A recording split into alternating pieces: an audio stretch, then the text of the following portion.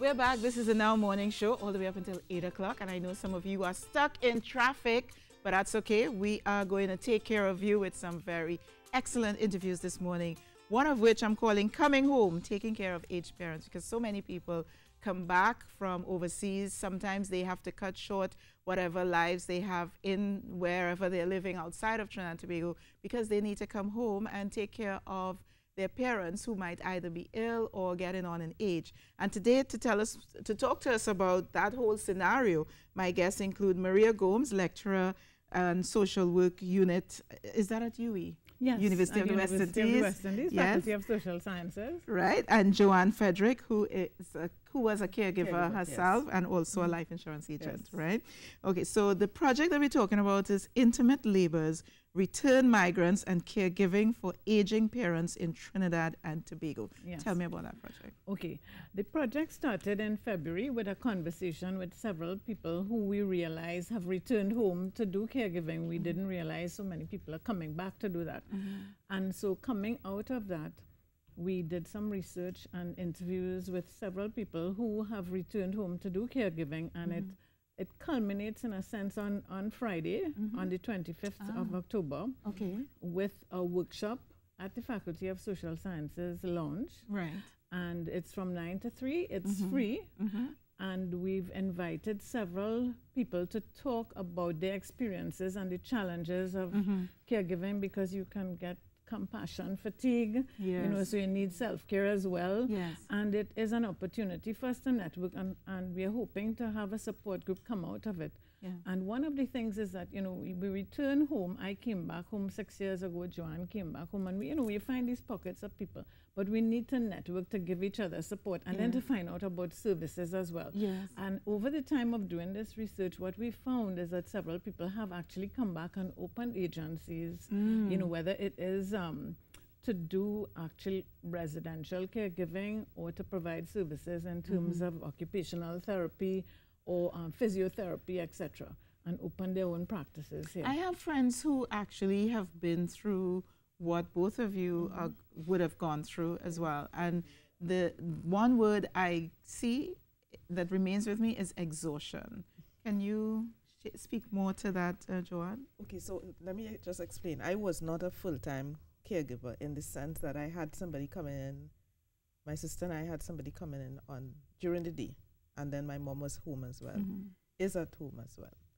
But over the last 6 months, my dad, you just saw a downward spiral after he broke his hip. And it meant, because he wasn't walking, it meant a lot more. So we would have to lift him, change him, things like that. So when the caregiver left, I will cut short my days, get in by about 6 o'clock, and then start that role again. In the interim between 3 and 6, when she left, Mommy would handle it.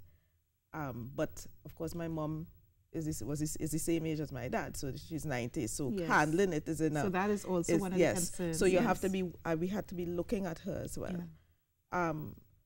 It could be very emotional, and I remember one day saying to my sister, you know, it's getting easier and easier. But that's because you are working from a point of love as opposed to looking at it as a job or a chore. And if you don't sell that to yourself in your mind, it becomes very difficult. Anything you put out is what you're going to get back. I meant to ask about guilt. Is there ever a feeling of guilt that, you know, of thinking that why am I the one, especially if there's a family of siblings? So I've observed that sometimes there's a family of siblings and there's just one who is tasked with the responsibility. And you're both smiling. Because have I hit the nail on the head? Yeah, we observed that. We found that. In my case, it wasn't like that because we all moved back home. Right? So Alicia was home. My daughters are home. All the siblings.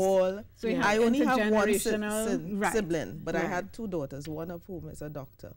Right? So that her being there on weekends, because she works in Sangre Grande, meant that we felt a little more at ease. You know? But I have seen cases where it's one sibling really the one who would return home, and the others are out continuing with their lives, and that one sibling is the one who has to really go through and Yes. manage their lives as well as the lives of their parents. And what happens sometimes, you know, the siblings may chip in financially, and you may have family meetings, you know, whether it is on the phone or FaceTime or whatever, to make decisions. But essentially, it is the person who is here that is sitting in the boat that is charged with that responsibility. Yeah. So some of the things that we need to talk about, and we will talk about on Friday to some extent, is the question of the legal aspects, financial considerations, you Yes. know, and end of life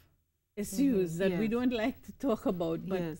inevitably they come up. So it's better that we're prepared so nobody is panicking, you know. What about coping mechanisms as in our final moments? I think we can talk about legal, we can talk about financial. These are things that you can wrap your head Correct. around. But just coping mechanisms for yourself as the caregiver. some of the coping mechanisms we've talked about and people have shared with us, going to yoga, for instance, doing aqua aerobics, meditation, a lot of meditation. Some people are into craft. So on Friday, we have a segment at the end of it where we are doing a whole heap of craft with some pottery that we got for free. Oh, okay, Yeah, okay. so that people will get a chance to de-stress a little bit with Wonderful. that. And as we, just before we cross to you, Carrie, where is this going to be? This is going to be in the Faculty of Social Sciences Lounge. Right. And this is directly on campus. Yeah. There's parking at the front. Just before you enter UE, there's a parking on the left-hand side at TGC's car park. Right. And so we'll have somebody there, so And there's it's free. designated Okay, so parking, what I'm yes. going to do is I'm going to take a contact information because I know there's several people out there who are saying Yes. I need to be there, and we're going to And leave the it's number. free. We're providing lunch as well. Oh. And then you could do the pottery at the end of it all. And Wonderful. Yes. A wonderful de-stress day. Yes. All right, so stay with me here and I'll take your information and you can call 622-4141, which is our switchboard. I'll leave the number with Noreen.